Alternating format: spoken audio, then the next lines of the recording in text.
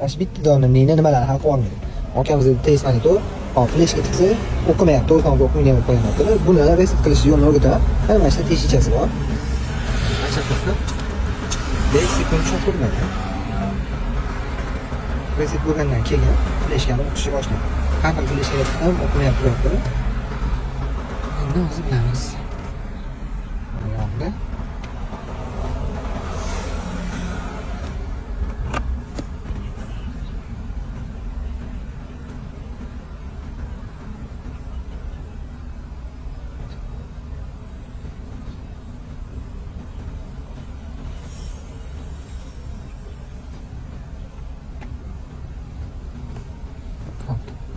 Fleshkani olamiz.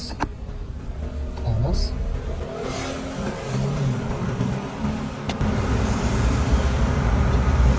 Ko'ryapsizlar?